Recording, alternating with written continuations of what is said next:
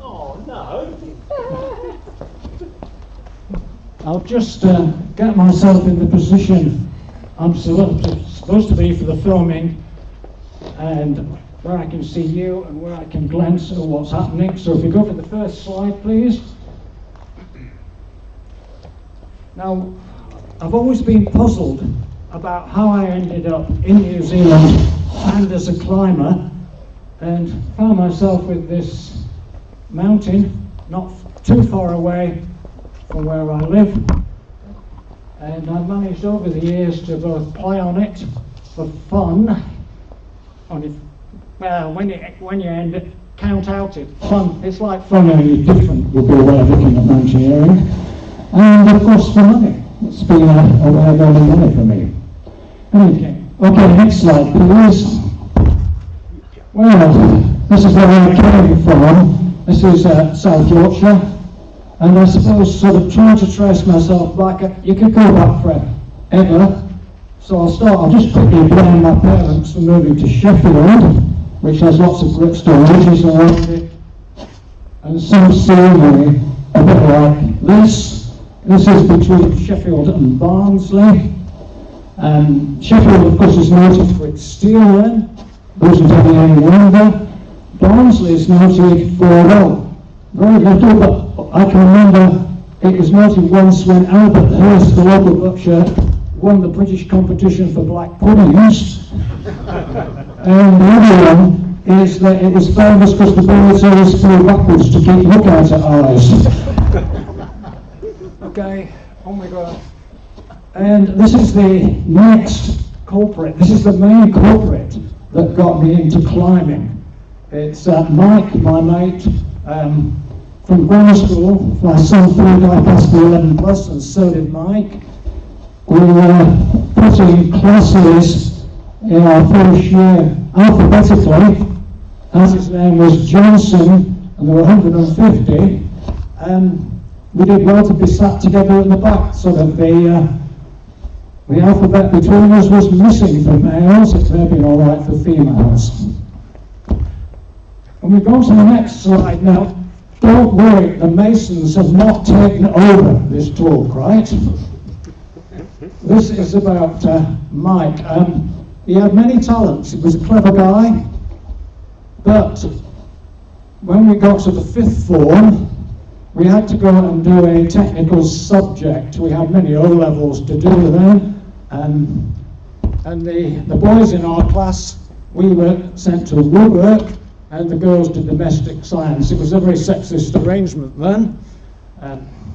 And Mike really, I don't know how he survived this. Well, let's tell the story. First of all, he was given a saw to cut a piece of wood, and he merrily got on his way through the wood and well into his bench before the teacher noticed and stopped him.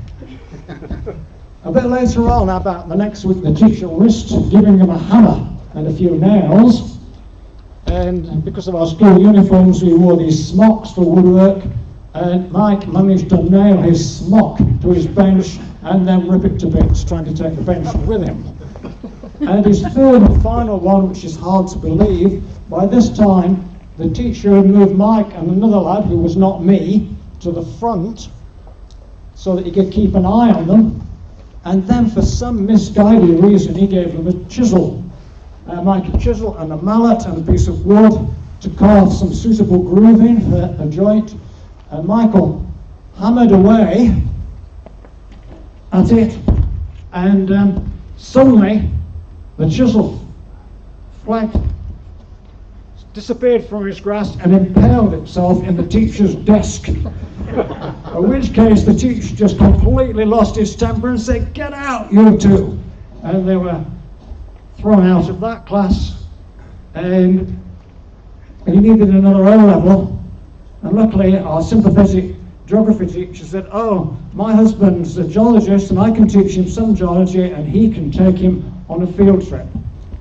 And her husband's field trip consisted of taking Mike and the other guy climbing in North Wales.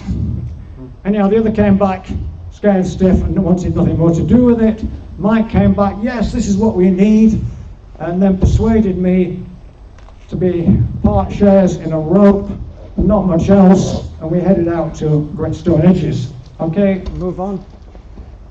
This is a later photograph. We weren't as well equipped then as we are now with gear.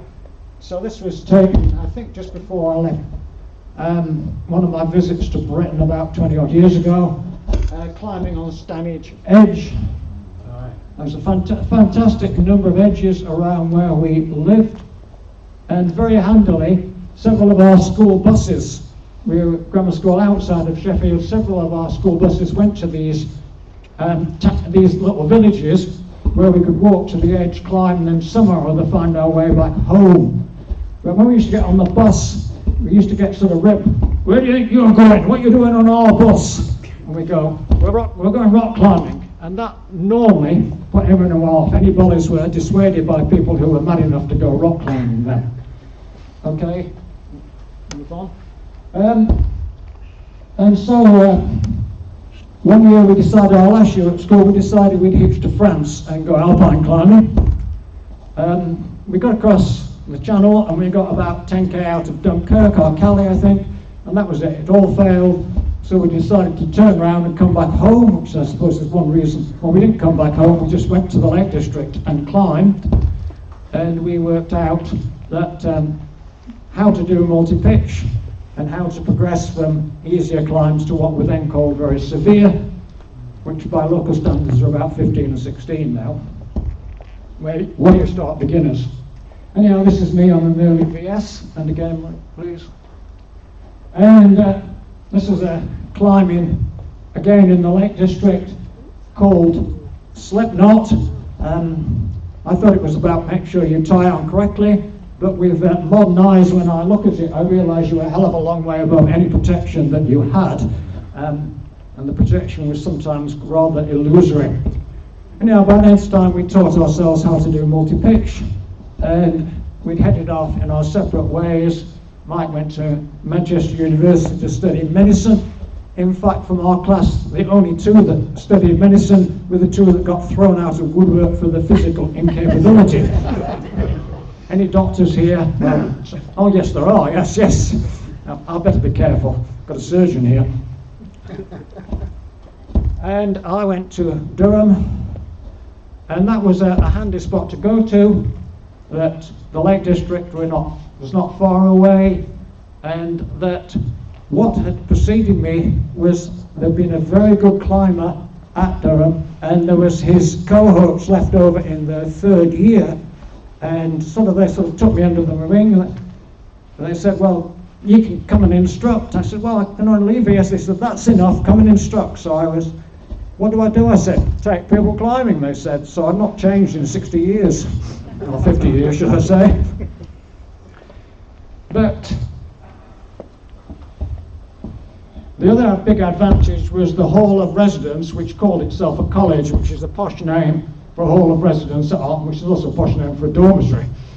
And it had a big back wall that held up some gardens, and you could traverse these. It was an excellent climbing wall. You could also traverse the buildings, but best not done when anyone was there.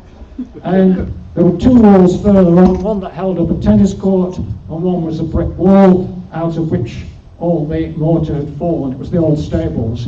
And we used to climb on these for training, and I worked out that I reckon when I could climb, traverse the whole lot, I'd be somewhat ready for the harder climbs. Okay, Marie? And also at this time, I started looking into the roots of a guy called Joe Brown, who was the doyen of British climbing for a long, long time. If you could go back one, please.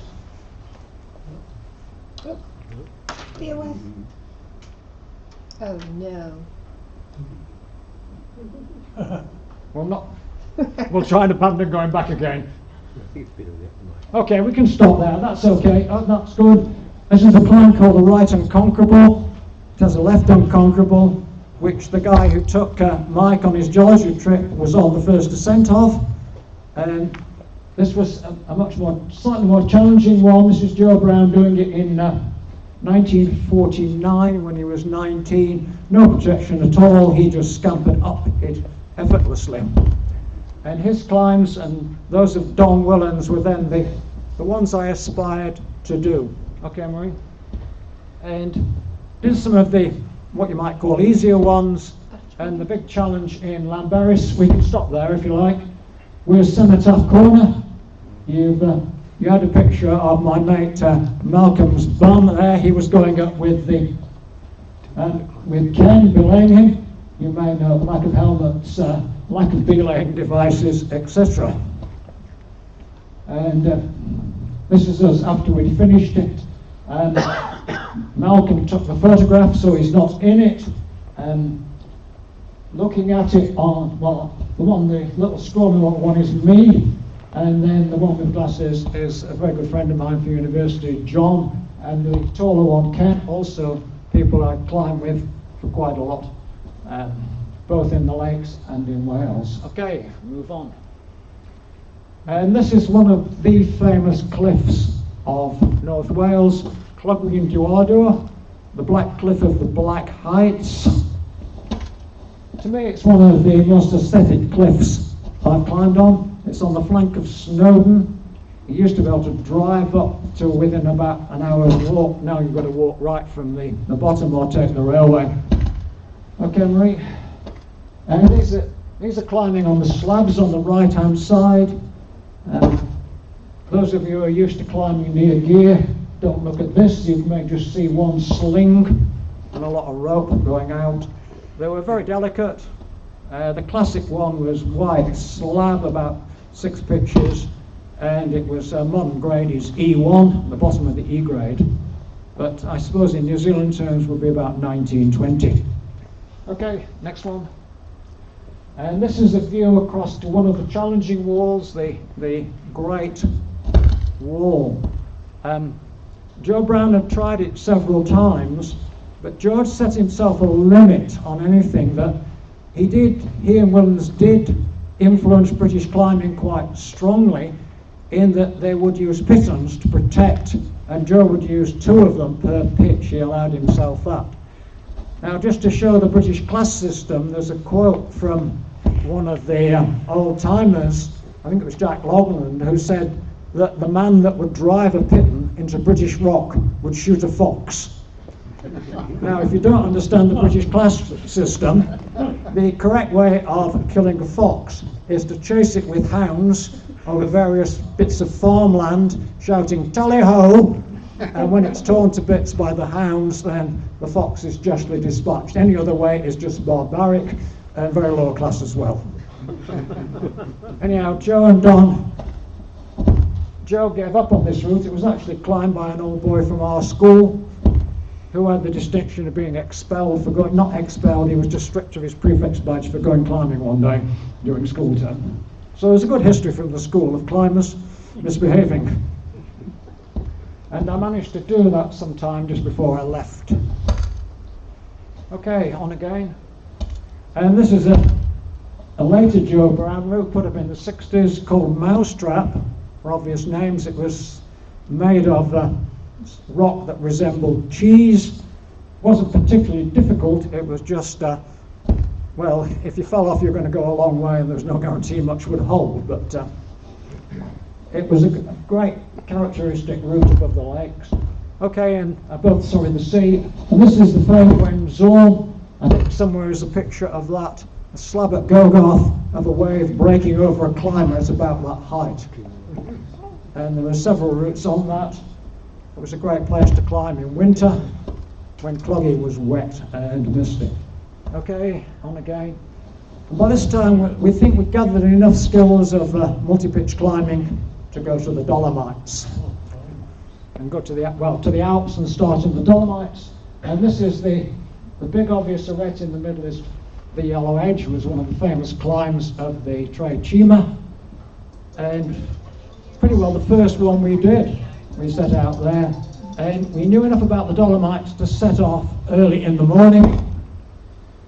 So we did, and it was just a really good climb. We were down sometime mid-afternoon, and who should walk into the hut but Chouinard and Robbins, and they sort of realised we spoke English.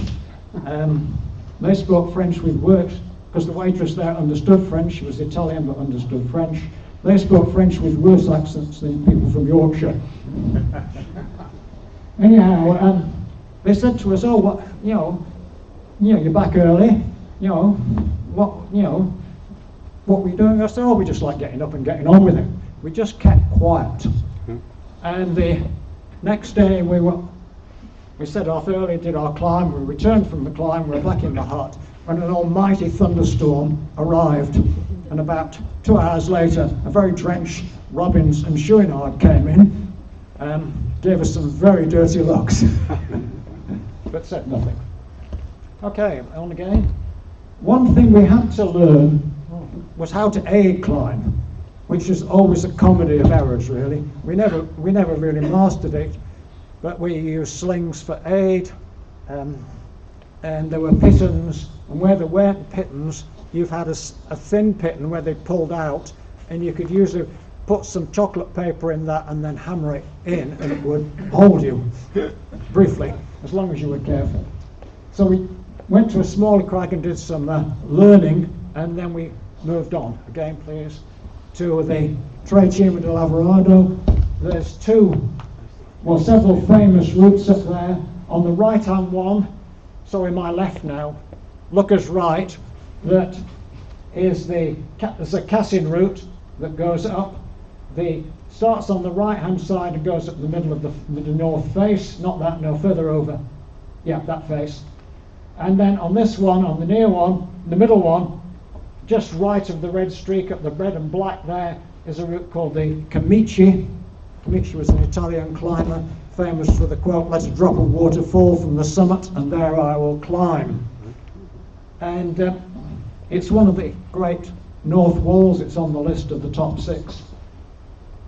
So that was our first session in the Alps, and we returned the next year to the Dolomites, and then on to the next slide. We thought we'd try something a bit more adventurous, the northeast face of the Badil. So being British at that stage, we were only allowed to take 50 quid out of the country, so there was no way we could afford huts and luxury. So we thought what we'd do is climb where you can see 3 slanting corners. We'd climb up to there in the afternoon, and then bivvy on some ledges, and then climb one of the corners to access the rest of the route in the morning. That was a big mistake, because come morning, the corner, which was rather wet, was now frozen. And by the time I'd made my way up there, and then I just virtually fainted. My hands were so cold, the blood coming back, I just sat down, slumped, and my mate somewhere or other, I managed to lay him up. He stood there while I was sick, and about 6 poles charged past us. Anyhow, we recovered a bit and carried on. So next slide. And that's me heading up. Somewhere ahead you can see several poles on the climb. Also at this time a couple of Scots went past us, but eventually we managed to overhaul the poles. 6 was not a very good number. And as we went on through the afternoon, the weather worsened until it was raining and snowing. At this time we teamed up with a couple of Germans to make it over the summit, and we arrived on top with our gear humming away quietly in the storm, and none of us knew the way off, but somehow or other we managed to find our way to an Italian hut on the other side, and took refuge in it in the storm. And then we found we'd no money, so anyhow the Germans paid for us. And next slide please. And this was the scene after the storm. The top of the face rather white, and we had to make our way down and do our first bit of glacier travel. We'd read the handbook, but we hadn't really a clue, and the Germans just waltzed away from us, gracefully glissading down slopes and all the rest of it with impeccable rope management. And then they arrived to find my wife Kate sat there, and I tipped the raft that they might find this red-headed woman that if they wanted to risk crossing with her, they might be able to get some money from.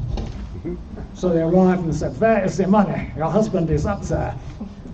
She'd also made a mistake prior to that of asking John Cunningham, well-known Scottish climbers, if there were any more English on the face, which reply was be unprintable and unpronounceable Scottish. Okay, that's it. And several other words. Okay. From there we spent several seasons in the Alps failing on many grand things, either due to weather or ineptitude, mistiming, all the rest of it. And at this stage we're about to give it in and go home. Our target was this pillar, the central pillar there, the Drivasutta pillar, about 800 meters of climbing on beautiful granite. You can see the cool wall, that's an ice climb. I don't know whether it's been skied yet. And anyhow, this was our target, but we realised we weren't going to do it, so we went to the pub to drown our sorrows, and sometime about 11 o'clock at night, someone went outside for a pee in some bushes, as you do with French toilets at that stage, and realised it was beautifully fine. So 3 of us managed to stop drinking and go to sleep, go back to bed and sleep there, and one, a well-known Liverpool climber and semi-hooligan called Pete Minks, carried on. And the next thing I remember is being dragged out of the tent by an angry Pete saying, "Come on, it's fine." And we charged down, got in the queue for the telefreak, and did the climb. And we got another photo, please, Rini. And that's me nearing the top on some gorgeous granite. And it turned out it was the first British ascent done in a day. And we curled up in our sleeping bags in an old telefreak hut and came down the next morning and drove back home. Okay. I forgot to mention, of course, I've got to rely on my slides, that during our course in Chamonix we met this person. Anyone recognise him? Where's Pete Goff? Not you. No. Oh, well. Your friend Graham Dingle. Okay, and we met Dingle and Jones when they were doing the 6 North faces.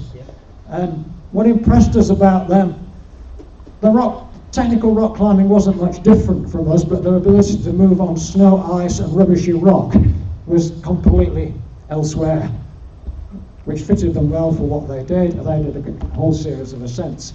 But the point about this in my talk is that I met Dingle, and then he was going to give a lecture in Liverpool. So we decided, Kate and I, we decided to go along to this. We were kind of puzzled about what to do with our lives at that stage. And we tried to get into Canada, but failed, thankfully. And so we went to Dingle's talk about the 6 faces, but luckily the first part of the talk was about New Zealand. And we're, wow, where is this? What's this country? Why haven't we heard of it? All we get is rugby. And it's got some fantastic mountains. So let's go there. And I also heard it got fishing and walking. And then about 2 days later, we were walking through Liverpool past the Adelphi Hotel, which is rather posh. And there was a a big notice outside saying, "New Zealand interviewing teachers for possible appointment to teach in New Zealand." Anyhow, we went in and made ourselves an appointment and came wandering in the next day for our appointment. And we'd given them a brief resume before, and arrived there. And what we hadn't mentioned, what we were interested in, and as soon as I said I was interested in the outdoors and climbing and fishing, and we were interested in walking, or what they call tramping, it started being an interview for a job. Also, I did happen to have a kind of degree in economics, and I was a trained teacher, as was Kate. We would just had jobs, that was it. And he said, "Oh, where do you want to go?" I said, "Well, the South Island." He said, "Well, we can't put you in one of the main centres, but we'll see what you can do." And with that, I ended up teaching, well, Kate as well, at Ashburton College. Okay, move on from Dingle. And very quickly, 2 of the Erewhonians came to see us. They wanted me to join the CMC. Kate was debarred as a woman. They were not allowed to sully the CMC at that stage. And the first of these, Lindsay Holland, and he decided he would introduce us to the Arrowsmiths. So I think it was one Easter, we headed up there in his Land Rover. Now, if you've ever been with Lindsay, at that stage of life, he was a very fast driver. His Land Rover had no seat belts and lots of metal projections. It was like instant death, and it was nearly as bad as the Rock when we got there. Now, Easter is not a time to climb in the Arrowsmiths. Partway up the first climb we attempted, Kate retreated back to the hut and decided she would just read and enjoy the scenery. Lindsay and I carried on, and I think we did another climb before we gave up and went back. And next one, please. I'll miss the places though. I'll give up on those. I've already. The next one was John Morris rolled up, and he was a local farmer, climber and skier, and he said, all right, well, let's go and do the mid-peak direct on the ulterior face of Rolleston. And this was again in autumn. And this is not the photo of that. This is a much more sensible photo taken on a winter ascent when it's glued together. And that he had a rope, I think it was about 35 metres long. Now, I've been brought up in the strict British tradition that the leader must never fall. But with this length of rope, the second must never fall as well. Because A, quite often he didn't reach the stands. B, when he got there was just a pile of truss, so he just had to stand there. And if the second had fallen off, he'd have taken off the mountain with you in the leader. So it's much more sensible to do it in winter. Anyhow, that was a bit of a shock, and then came along the next slide. This character, unfortunately, isn't here today, unless you're hiding. You're hiding there, Mary? Mary Cullen, who many of you will know, especially those who were involved in the face rescue team, turned up at Ashburton College to do his teaching section. And we decided that we hit it off, that we were keen on climbing. And this is Murray. Now, what Murray was good at, one of his things, he always had a good list of climbs to do, but he was an expert on making brews. And this is him sat on top, not on top of Cook, but somewhere along the summit ridge in winter, brewing up. And I think he's the only person to brew up twice while climbing the Caroline face. So quite a skill of that. He's a good person to be with. Next one. And this was the view of the very icy view of Cook, and we did a winter GT, and we went from Empress right round. Going down the last stretch was exceedingly icy, and the ice cap was amazing. It just groaned as the frost settled in. It was just noisy and squeaking and groaning and yelling at us, and we made our way down. And then there was a bit of a scrum, so Mary put in a sail stake, topsail. I don't think he was concentrating fully, he went on it, and the snow stake came out and then it disappeared. Luckily, I sort of worked my way to the edge, just peered over, hoping it wasn't him sliding with our rope to his doom off the shore, but no, he was buried in about 6 meters of powder below us. And sort of gradually he emerged and gave me some advice on what to do, which quite simply just climb down a bit further and jump, and he would dig me out. And then we got further, then it went dark and our torches were run out, so we stopped on some rock in the middle of the shelf, on the edge of the shelf, and had blue and waited for door. Okay, move on. Okay, another of Murray epic. They all had similar things. It involved covering a long distance, climbing out of peaks, and not eating very much. And this is Murray at Turner's Biff. We'd come in. The main aim was Tutico, but if you just go on, Murray, please, which is there. But the first day weather wasn't very good, so we climbed Madeline. The next day was no better, so we climbed Simon Moore. Then the next day was perfect, so we climbed Tutico, and then decided we'd go out through the central Downs. So the day after we wandered off onto some cave on to Poho, and woke up in the cloud. I think climbed over Revelation and then made our way out right back to Hobart Hut and stuck it in very late. Nobody, doesn't seem to be anyone around, and no one had left any food. So we just fell asleep. We didn't have any food for breakfast. I think we managed a cup of tea, and we decided, well, we had to hitch back to my van that was parked by the turn north of the Tutoko River. So we got back there, and I remembered in the back of the van, in a tin, was a big fruit cake, which had been a bit dry, so I more or less poured a whole bottle of Barker's elderberry negus into it. And we ate big chunks of this, and were quite quickly intoxicated. We had to sit down for a while to sober up before we could drive back and head home.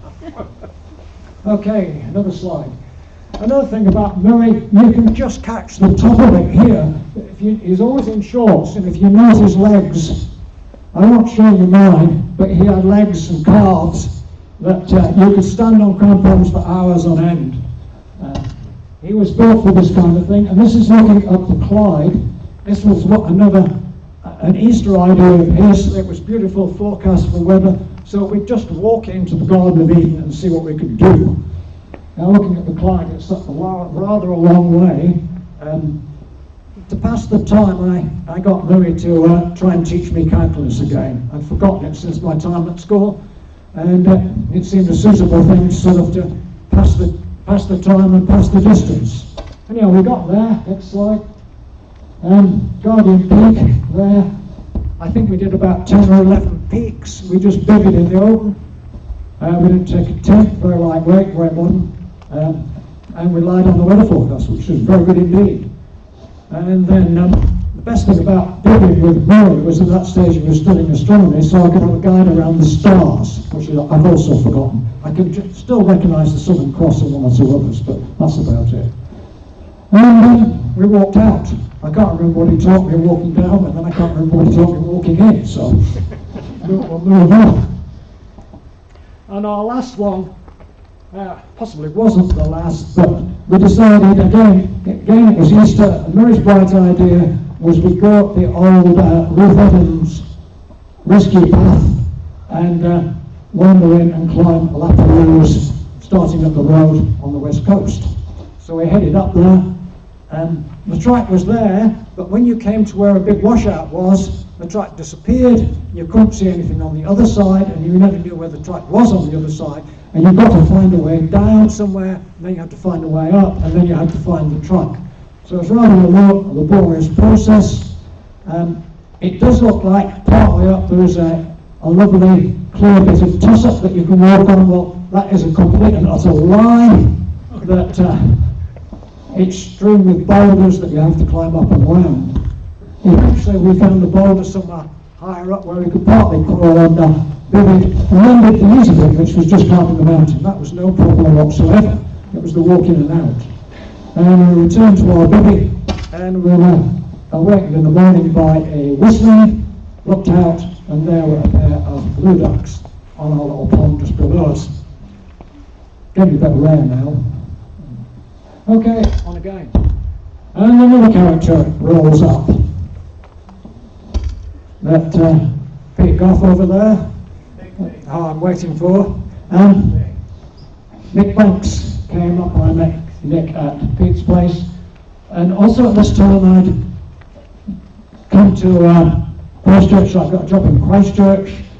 I'd been promoted to my level of competence. So anyhow, I arrived in Christchurch, and I rolled up at a CMC meeting and was put on the committee.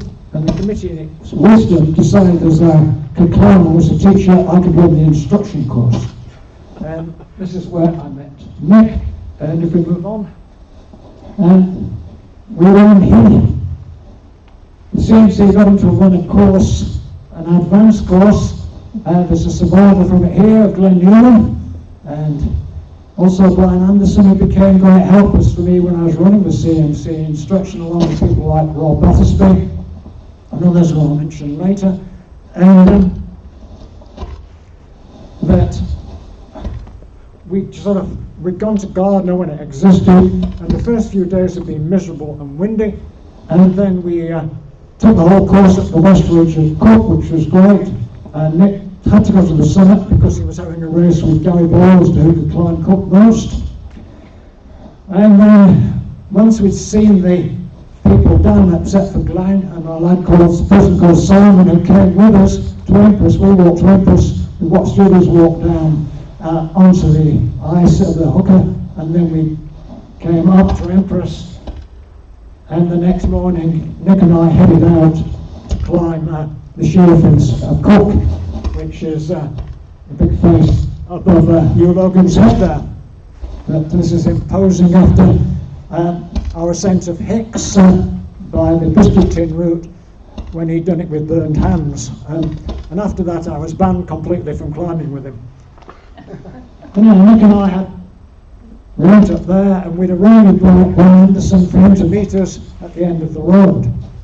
So what we did, I was tempted to go and climb the Balfour, but Nick had been around too much, so we went straight down Cinnamon Cove out, and Brian picked us and asked us where we wanted to go, so we went to the pub. We were quite proud of our effort. We got from Empress to the pub in 12 hours. But since then we feel rather eclipsed. Jane Morris did it from the village, soloed the Sheila, went down back to the village all in under 24 hours. So it shows how far she's a bit more recent. The modern fitness has come. Okay, move on again. And then we got to running courses in Beetham. This is one of our groups on the West Ridge of Multi. Move on again. And also the Northwest Ridge of Aigrey Rouge. Now Aigrey Rouge has three great ridges. Well, really two good ones. The west and the northwest are really good scrambling climbs with bits of climbing, about 15, 16. West Ridge of Multi most people know about, and the South Ridge I once did. There's a beautiful route, but where the glacier is retreated is a bit harder than the rest of it. Okay. This time, the CMC and Nick advising the CMC you need to send someone on a guides course to learn a bit more about how to instruct and all the rest of it and see where they are at. And I was the chosen victim. They asked me, do you want to go? I had to think. I said, I'll think about that. Yes, I will. So off I went on a guides course, and that was the first climbing course I ever did, 1983. All the rest was self-taught, rather badly I suppose, but anyhow, with Marty, that's Marty Beer's head actually. Marty Beer and I got on great and decided that we quite like climbing, and one day Nick Banks said, well, you two can have a day off.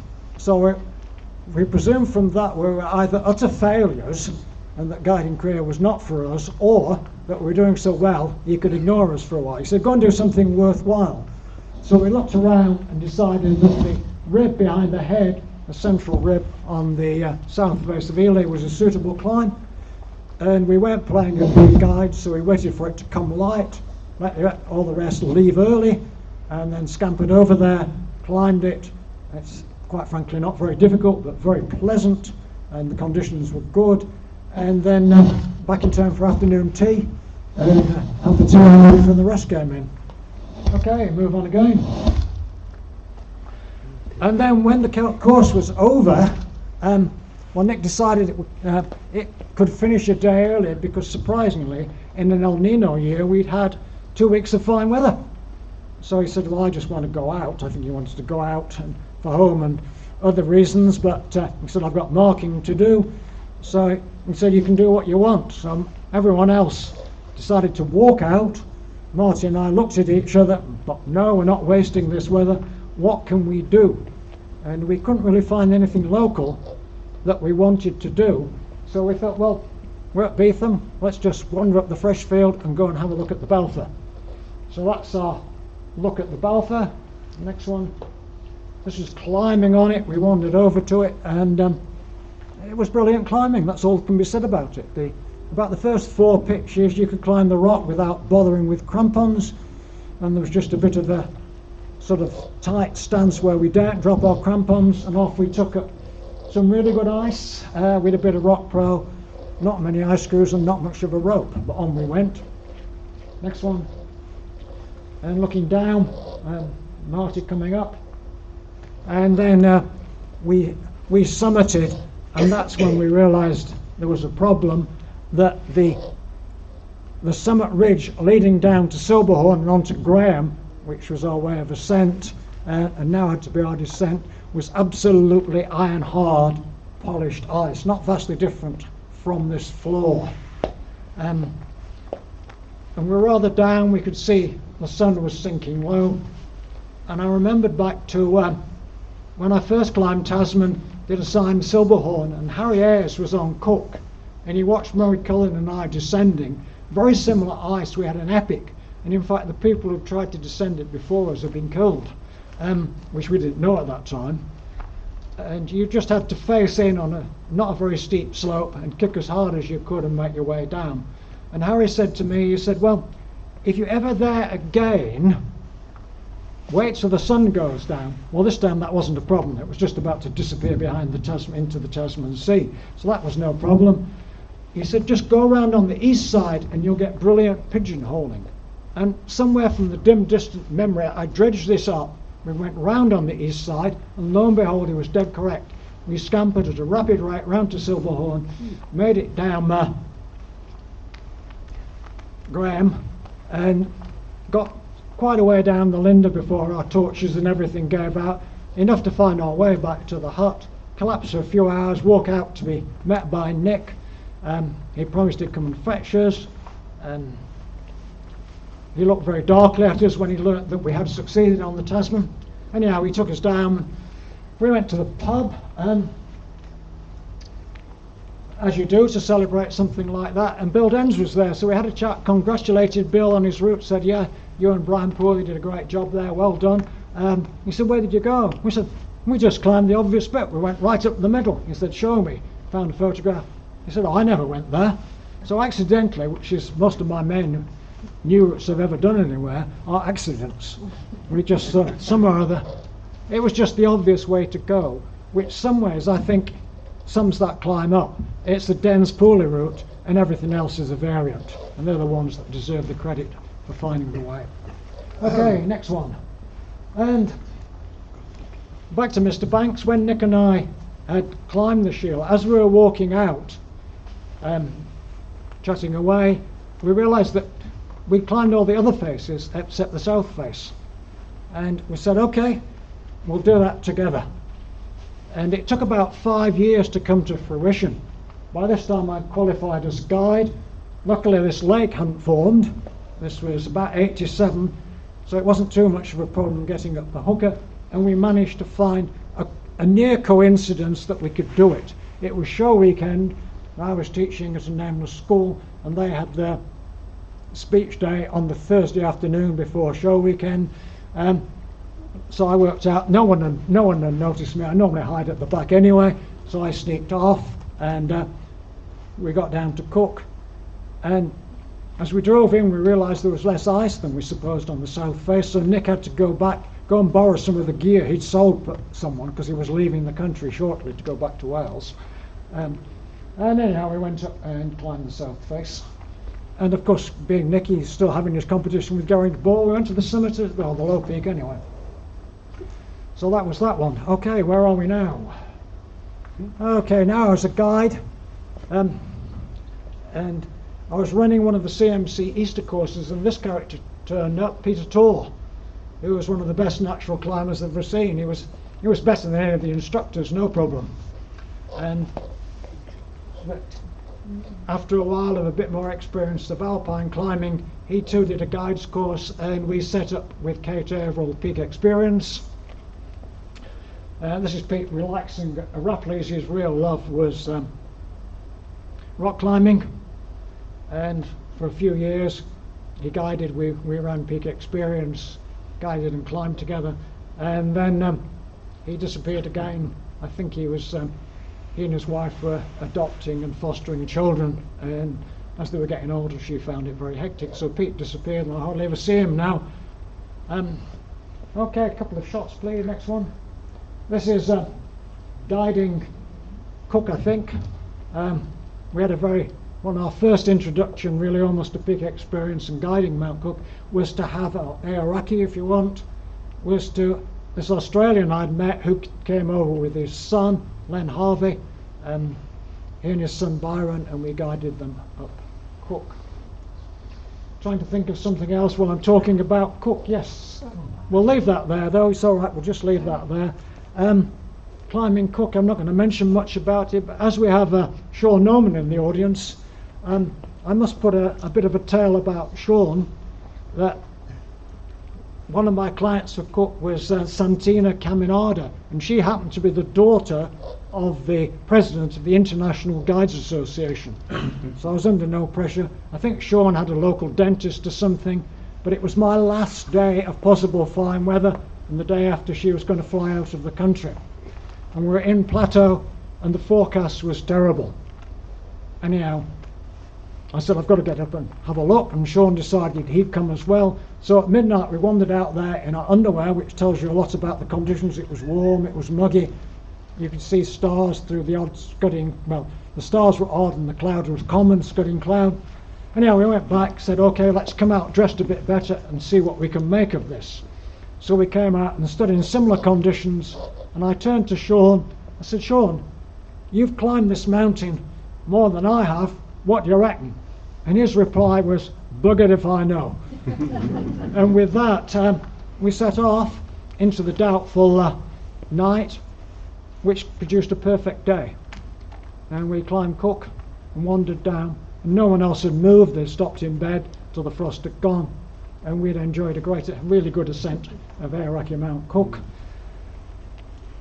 And of course the weather forecast had been wrong. So thanks, Sean, for those pearls of wisdom. That's climbing at Arapiles, which Pete Torr loved. This is the famed climb called Kachung, where you go over the overhang. Gorgeous red rock. Next one. It's actually me on another climb called Skink. I don't know why these got thrown in, really, just to please the ghost of Pete Torr that must be somewhere. Okay, on again. Oh, another Pete. Pete Goff. You may have heard him talk about the Caroline. Well, I'll not mention that. As Pete said, we've done several climbs together. They all had some character about them. And this one we decided we'd go and climb the Big Face on Dilemma. Went up to Gardner, headed off over to Baker Saddle, and just as we dropped down the other side, we disappeared. Just before we disappeared into the mist welling up there, I sort of took my rucksack off and started fiddling in my rucksack. And Pete said, what are you doing that for? I said, I'm looking for a map so I can work out and get a bearing on where we're going. He said, oh, Pete said, don't worry. And out of his pocket he produced a map, which when I opened it was a road map of the South Island. He'd come down on his motorbike. So that was that one. Anyhow, next one. We wandered over. You do a bit of climbing and then you cross this remnant snowfield, which it may just be a bit of snow, and you're faced with this vast face. It's wide and it's generally easy. It's a bit like kind of almost a rock climbing version of the Caroline. You can go where you want, and this one seems objectively safe, or so we thought, till we're about halfway up when it got some sun, when we realised that these snow patches were melting out and that we were following a stream, which we're thankfully drinking, and then a snow patch as we're looking at it there, way to our right, we were climbers, so way to our right, a snow patch detached itself and slid down, which kind of gave us a hurry up to get out of the line of them and not bother about drinking. Anyhow, that was Dilemma. Let's move on. And we'd done various climbs around Arthur's Pass and on Nozomi, but we decided once to go and climb the south face of Hicks, the Dingle Jones route, a classic. I've been assured by many that the rock climbing at the bottom was really good and the ice was fine at the top. So we wandered up there and got to Empress. There wasn't much water in the barrel.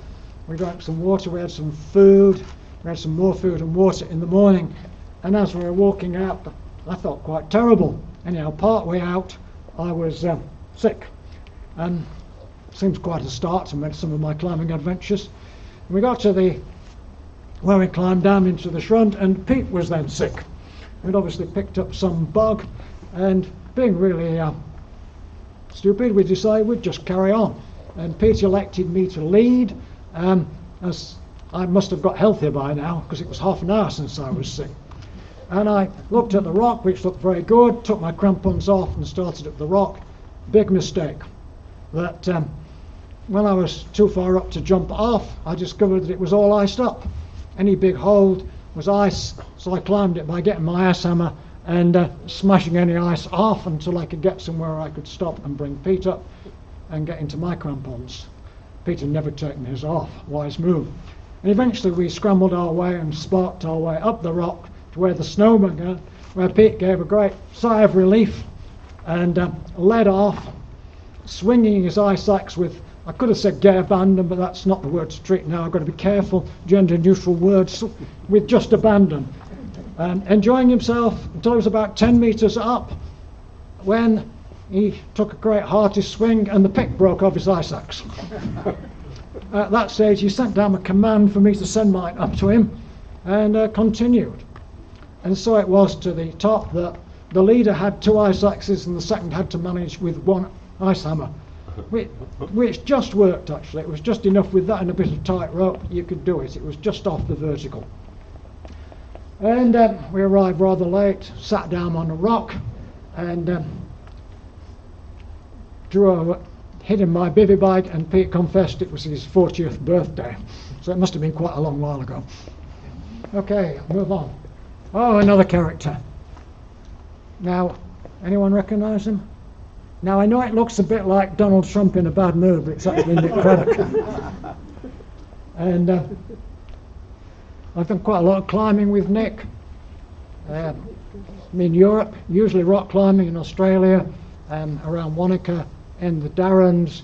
He's a great guy to be with. He can be, and has been, quite outspoken, but if you take him on, he's fine. He's a really, underneath he's quite a pussycat. Anyhow, I think I've got a better picture of him coming up. Some character in China. I thought, well, I never knew they'd drawn a bust of Nick for China anyhow. I was over in China with another guy, I think I must mention, Tony Burnell, who's put up so many rock climbs around here in Queenstown that, and taken our standard a bit further, that anyone who climbs above 20 and up to about 27 or 8 will appreciate Tony's climbs. The number I can do is getting less and less now. Okay, let's move on. And so back to Europe. I decided in this century I'd return back to Europe. This is the south face of the one on the telefreak, south face of the Midi. The telefreak runs up to the top of it. It's got some fantastic quad routes on, and I did some of those with a client and some of those with a friend. It's interesting now, I looked at a recent photograph, not that one, that's one of my slides.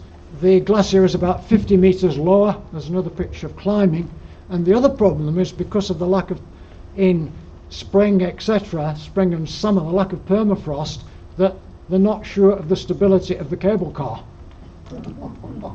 It's a 1.5 kilometre cable to the next anchor, and they think the strain on it may well dismantle the peak. And quite a few guides refuse to ride it in summer. Move on. Oh, yep, guiding in Europe. This is what I call the Via Financial, Mont Blanc. It's always a good money spinner, wandering up it. 2 routes. If you're coming up from Lucas Right, that's the Goutier route, which is pretty horrible and has the high risk below the hut. Once you've got onto the off the glacier and across the horrible couloir there, you're relatively safe. And on the left, the Trois Mont Blancs, where you just come over the shoulder of Tacoul and then across the shoulder of Mordy and then right round to the summit. Okay, again. I call it the Grosso Rubble Horn. not the fantastic peak. And I have guided it a couple of times, once with the worst possible client I ever had, and the other time it's a bit like Dickens's novel, the time with the best possible client I've ever had. And that was one of my proud moments when I had my really good client, Mike, who was a very good rock climber and very fit. We more or less, we also knew that the sneaky Swiss guides were woken up half an hour earlier than all other guides. So I knew that, so I sneaked up with the Swiss guides, which involved a bit of argy-bargy and pushing on the way. And eventually they dropped back on us till we got to the Solvay hut, and there was just one large Swiss guide, and we thought, oh no, he's going to stand in our way, but he just waved us through. So one of my highlights of my guiding career was sitting outside the Solvay, drinking a beer with Mike after a successful ascent and watching the Swiss guides come back. Thanks to Mike, both for the beer and his speed. Okay, let's move on. Now, I'm sorry this has been rather a sexist thing, that very few women have been mentioned. That was the way of those days. There were a few very good women climbers around.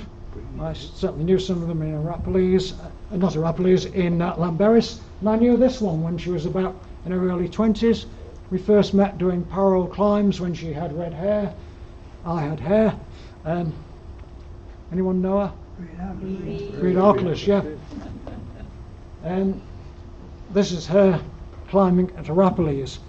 And at this stage, where I go through some things that are tinged with sadness, that it's all been about success, and it is about success from now on, but there's a sad side to mountaineering as well, and a sad side, I suppose, to life. And I've done quite a bit of work with Breed, and I'll tell you a work anecdote first, that 4 young Australians booked me for a course in Arthur's Pass, and I asked Breed if she'd come with me. They wanted, a good ratio, 1 to 2, so we said yes. And we arrived and sat in the CMC hut, and the 4 o'clock when we're due to meet these came, and about 5 minutes later the door opened and 4 young men walked in, looked at us, looked around. They sat down, we sat down and carried on reading. Eventually one of them got up the courage to approach these then middle-aged people and said, "Excuse me, have any of you seen Breed and John?" And we went, "Yes, we're Breed and John." And their faces dropped. Anyhow, next morning we were going up to Temple Base, and when we got out of the vehicles, Breed drew them aside, showed them a map and said, "Okay, this is where the Lockwood shelter there. You make your way there, you can't get lost, there's a track, and we'll meet you there." And off they ran. So we walked slowly up there, nice guide space, arrived there, found 4 stripped off sweaty males. Breed just looked at them and said, come on, and walked on till we got to some snow where we had to put our crampons on. Next day we're going up the Atira. She repeated the process. Okay, off we go, right? Cross the bridge, and when you get to the snow there, stop and we'll meet you there. Same thing, off they went. We arrived there with sweaty males. Breed again walks past them as they're trying to reassemble their clothes and not look so dishevelled. 3rd day, Breed gets out her map, and they go, no, we'll follow you. She had lots of wisdom, and she was a good climber as well. And then he sort of, she also had a bad ankle, and she was determined to try and get it fixed. This was in her 60s, and she wanted to carry on climbing. She had to make up for having, 8 children. She was the first British woman to qualify as a guide. And anyone know the first New Zealand woman? Well, Joss Lang was the first woman to qualify as a guide, full stop. Breed was one of the early ones, and someone I think was mentioning one of the Swiss ones, quite a few. Anyhow, I went to see her, see how she was getting on from the hospital. I said, "How are you going? What's happened to your ankle?" So they wouldn't do it. I said, "Why not?" She said, "Well, I've got terminal pancreatic cancer," which came as rather took a deep breath. and she just had a kind of exploratory operation to see if anything could be done. Nothing could be. So I said, when you're better, I'll go, let me know, and we'll meet and go climbing. And we did. We climbed down at Wanaka, and someone said to me, well, I was going to Arapiles to work for Nairaki Polytechnic for 2 weeks, and someone said to me, well, you're going to be away? And I said, Kate was going to come over, I was going away a month. Someone said, you better say goodbye to her. I said, how do you say goodbye to someone like that? So I didn't. I said, hey, Breed, we're going to Arapiles. I'm working for 2 weeks, then Kate and I'll be over there. Why don't you come out and meet us there, and we'll do some climbing?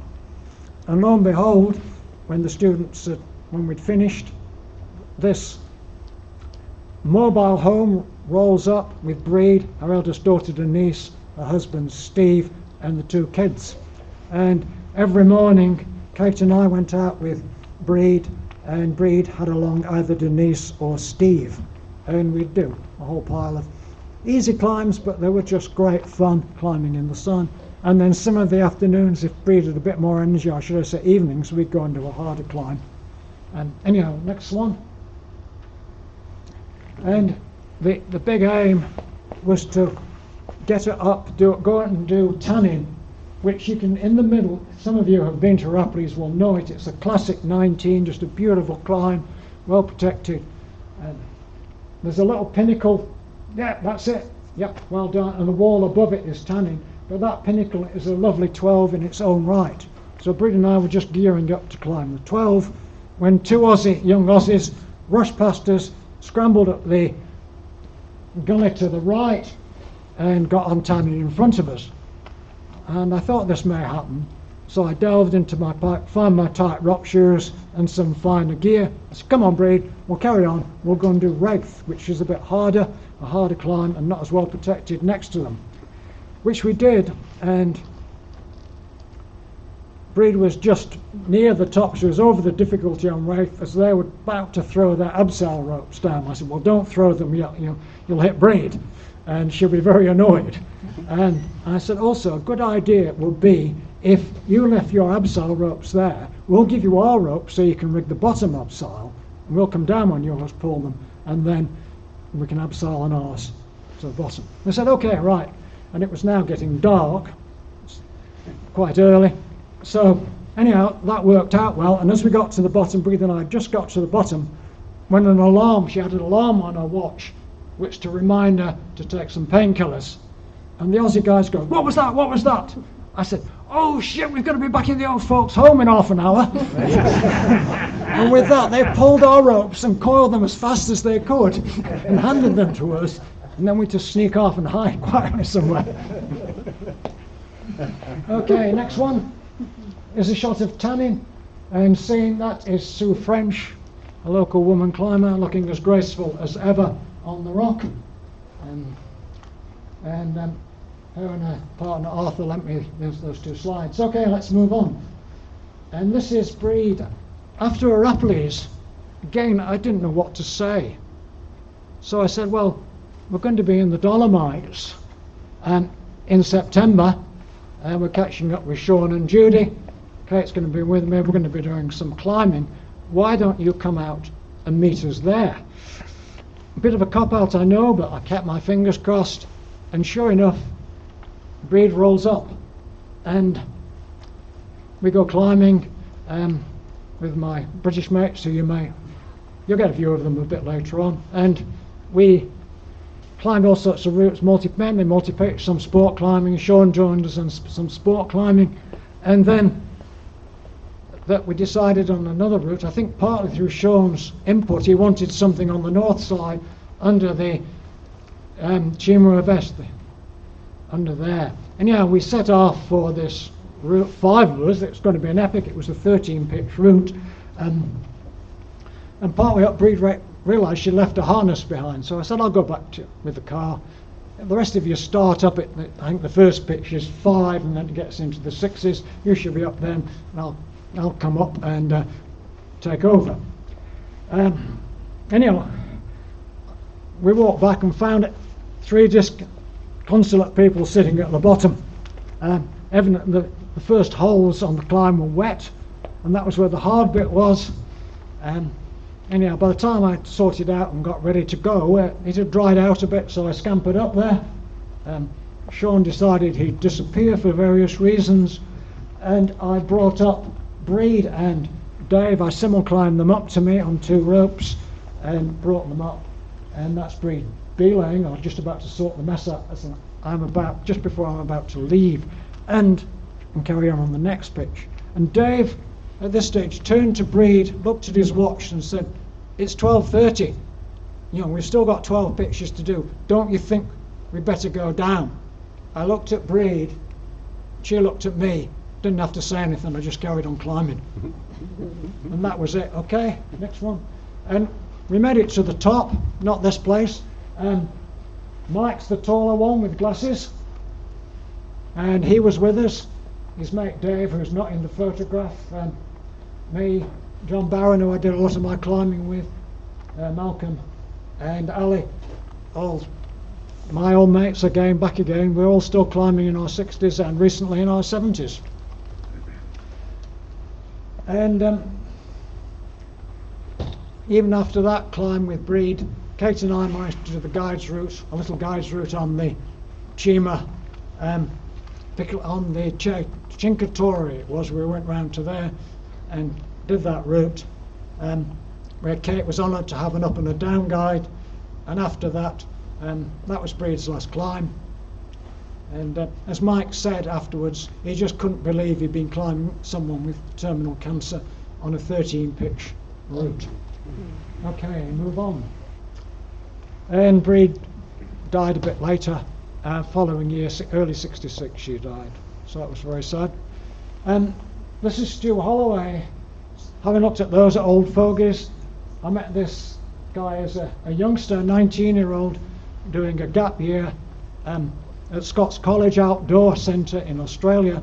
I'd gone over to work to give them some feedback on what they were doing for rock climbing and abseiling, and here one of his friends said they wanted to get into alpine climbing, and from then on they started arriving at my place. Doesn't show up quietly, but Stu's a redhead, as was my family. Anyhow, they ended up at my house once, stopping, and we're having a barbecue, and my mother wandered round and she looked a bit puzzled. Anyhow, later on when she was going home, I said, "I'll walk you home, Mum." She lived nearby, and as I was walking down the road home, she turned to me and said, "John, I never realised you and Kate had 4 children." I said, "No, Mum, no, it's just this Australian." And we became friends. We climbed a lot in Australia, New Zealand, and in Europe, which is that in the Armvers hut. Okay, move on. Some fantastic climbing there on granite. It's called the modern east climbing. The warden said, "What are you climbing?" We said, "Well, modern east," which means that where there's gear, you put it in, and where there's not, where it's blank, there's bolts. And all that, I'd have been really good at French if I'd known phrases like rappel sur la même voie, which means abseil down the same route, instead of just struggling to pass French at O level. And again, John, how are we doing for times? nearly finished. It's okay. Good, thank you. Yeah, and this is Stu again on one of the slabs, which were bolted. Still sparsely. Move on. And this is the Grand Cap, which we also climbed. And we abseiled back down. It was a big route, quite hard, about 13 pitches. We abseiled back down that, and then you abseil in your rock shoes down the snow. There's rock pro in the snow. And our last route was we did together in the Alps was the Cordia Pillar, which we did in our rock shoes. 24 pitches up, 18 abseils down, and then we bump slid down. And on the way past, we were going past. It was dark and late, and we noticed a light on in the Montenvers Hotel. So we knocked on the door, and rather surly, barman came and said, "L'hôtel est fermé," the hotel's closed. And so I went to my best Yorkshire French. French doesn't do very well in a Yorkshire accent, and I said, "Nous sommes les alpinistes. Je suis guide. Il est mon aspirant. 2 beers, s'il vous plaît." not a problem. And the guy came back with 2 beers. Okay, and sadly, Stuart and his wife were killed on Silverhorn about 7 years ago. And for the Arrow branch, Peter Bain, he really liked a high fibre diet. And he was a person that made us very welcome at Ashburton. We had many good times with him. I very rarely climbed with him. I had 2 goes. One was to climb Tasman. He climbed Cooking, I think, in the early 50s and never climbed Tasman. So I said, yes, let's go and have a go at Tasman. This was in 79. We flew into Plateau, and the next day was a howling gale. So we thought, well, it may abate. So we climbed Dixon. It was a bit like flying a kite, behind Peter. Woke up the next morning, it was raining, and we had to walk out. And Peter had forgotten his parka, and he had no waterproofs. So he took an old blanket from the hut, draped that round himself, and I had not very modern waterproofs in 79. We walked out. Hard to tell who was the wettest by the time we got to the airport. Okay, next slide. And then after I'd become a guide, pretty quickly after it, Peter rang me up and said, I want to hire you to climb Tasman. I said, no way, Peter, you cannot hire me. And we haggled a bit, and I said, okay, right, you can do you can pay the expenses, but you're not paying me. This is just for what you've done for us and for fun. And it was a fantastic day out. We had Tasman to ourselves. The conditions were perfect. Peter was light and nimble, and 11 hours later we were back in the hut opening the bottle of wine we brought to celebrate. So it was just a marvellous trip. Peter died of old age, 88, a couple of years ago. I'm just sorry I was away in the hills and missed his funeral. And one last one, aspiring. And my poor long-suffering wife sat there saying, with an alternative narrative possibly, I'll not give her the mic though, I'll run off with it, that she said she wanted to climb Tasman, and not Tasman, aspiring. Well, I said, Kate, I'm not doing the ramp. I've done that often enough. It's the Southwest Ridge or nothing. And we got one, I think it was 1999, we got the occasion to do it. That our eldest son had disappeared to London, hotly followed by his girlfriend. Our youngest son had disappeared surfing somewhere to the North Island, and we suggested to our middle son that he'd better just, why didn't he go and stop with his girlfriend, which was an offer he couldn't refuse, really. So we drove down there, I think it was Christmas Day, walked in to the hut, as did many others. It was really crowded. I think the hut was full, not over full, but full. And later on in the day, an Australian party, 3 of them came up, and they were going to bivvy higher up on the Bona. And one of them was quite a weighty guy. We christened him the Heavy Roller. So we knew if they'd walked up to the Bona Glacier and everyone else got up early, there'd be some fantastic steps. So Kate and I lay in bed till everyone had gone and walked up this beautiful line of consolidated steps. And not only that, the Heavy Roller had consolidated right to the start of the Southwest Ridge. And there they were having an argument about who did what with whom and what was going to happen. So I said, excuse me, and they did. They just stood back, very kind Australians. One of them we got to know quite well later on.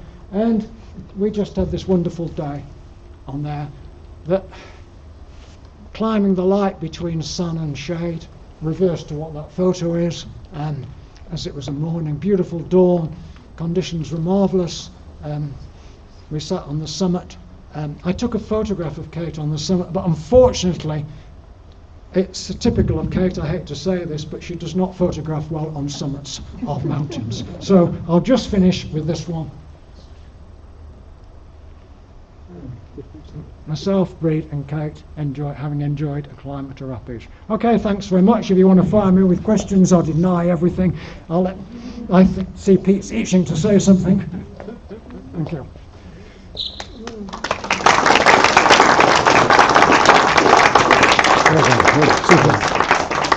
We've got time for a couple of questions. Neil's going to turn the lights on. So, any questions? The No Dangle question. chapter, you've done some work with Graham, you've got to climb with him, and